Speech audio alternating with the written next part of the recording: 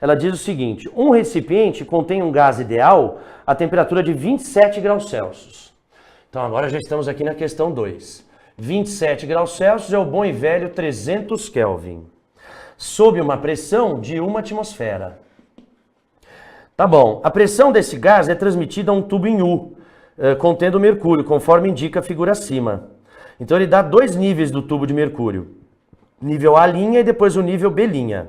Aquecendo-se o gás no recipiente, como vocês podem observar aí pela figura, observa-se que os níveis de mercúrio passam para B e B'. Então vou fazer aqui um desenho só para a gente usar ele aqui, um desenho primitivo aqui para a gente poder pensar. Então antes o nível do mercúrio era A e A'. E é aqui que entra em contato com o gás, né? Entra em contato lá com o reservatório gasoso. Ele aumentou, ele forneceu calor para o gás, ele aumentou a temperatura do gás e, portanto, a sua pressão. Consequência, o A desceu e o A' subiu para um nível aqui que é B'. E a diferença entre o B e o B', que são essas novas posições, ele fala que vale 30,4 centímetros. Tá bom, aí ele fala, considere uma atmosfera 76 centímetros de mercúrio, e ele quer saber, então, a temperatura em graus Celsius a qual o gás foi aquecido. Então, olha lá, Twin, isso aqui é interessante porque a gente tem que fazer algumas observações. Claro que quando você fornece calor para um gás e você aumenta a temperatura do gás, ele vai invadir essa área onde estava o mercúrio. Então, na verdade, o volume do gás ele aumentou um pouquinho. Mas é claro que ele não deu a área transversal. Então você já fica esperto que ele não quer fazer conta com volume de cilindro. E mais, é grandemente provável, a gente vai ter que assumir isso, que esse aumento de volume do gás é desprezível em relação ao seu enorme e grande reservatório que está sendo aquecido aqui. Ou seja, como ele falou da temperatura, da pressão, e ele deu milímetros de mercúrio, mas nada falou sobre a área da secção, então a gente faz a hipótese de que esse ΔV ele é muito menor. Vou escrever aqui embaixo. Ó. Esse acréscimo de volume ele é muito menor do que o volume inicial do gás. Ou seja, ele pode ser considerado nulo. Então a gente pode dizer que o gás ele está passando por uma transformação aproximadamente isocórica. Então lá na equação geral dos gases perfeitos você se livra do volume, você corta o volume. Conclusão, o que você vai fazer?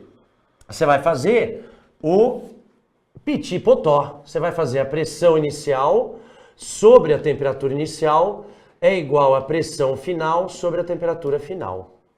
Vamos ver quais são os dados. Olha só, a pressão inicial antes era atmosférica, né?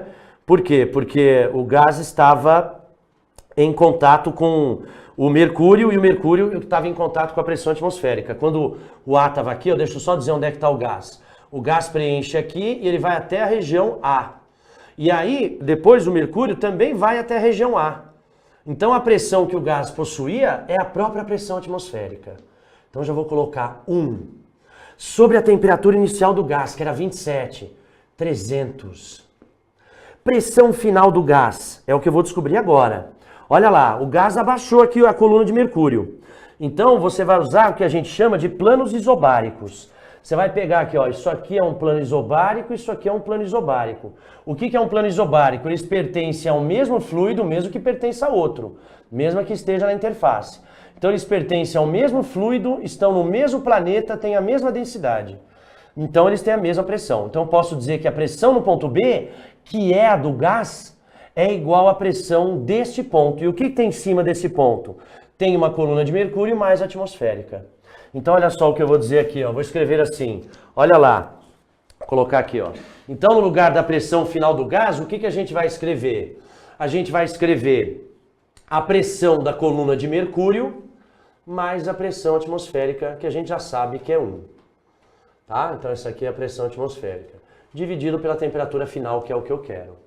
Agora o que a gente vai fazer? Ó? Presta atenção, temperatura final é igual, 300 passa multiplicando. E agora vamos ter que acertar essa bagunça aqui, hein? Porque a nossa pressão de mercúrio está em centímetros de mercúrio. E aqui está em atmosferas. Então vamos ver, olha só. Ele deu a altura da coluna de 30,4. Então o que a gente vai fazer aqui, ó? a gente vai fazer a pressão de mercúrio é 30,4 centímetros. Só que a gente sabe, e ele deu, que a pressão atmosférica é igual a 76 centímetros. Então, quanto que equivale essa quantidade de centímetros em pressão atmosférica? Então, a gente vai dividir isso aqui por 76 centímetros, mais a pressão atmosférica, que é 1. Então, vamos lá. Então, vamos retomar de novo, hein?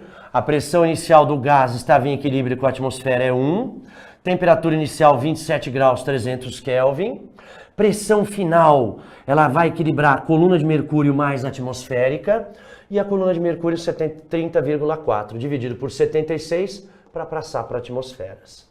Essa conta aqui, ó, não vamos perder tempo com conta não. Essa conta aqui vai acabar gerando alguma coisa parecida. Qualquer coisa eu peço ajuda aqui para os meus queridos que estão aqui. Mas isso aqui vai ficar 300, tá? Ó, vai ficar 300 e aqui vai ficar alguma coisa parecida. Eu aceito ajuda, hein? Deixa eu ver, ó, 30,04 dividido por 76, deixa eu ver, escorrego 2, isso aqui dá 1 sobre 2, 0,04. Não, 0,4? 0,4, claro, isso aqui é um pouco mais que metade. 0,4, tá dizendo a Bruna.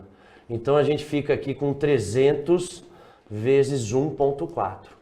Então o mais importante era perceber a coluna de mercúrio e fazer a transformação correta. Aí o que a gente vai ter aqui? A gente vai ter uma temperatura final. Opa, perfeito, 3, 4, 12, 420. E uma última pegadinha rasteira no final, né? Que ele pede também em graus Celsius. Então vamos ter que tirar 273 aqui, ó.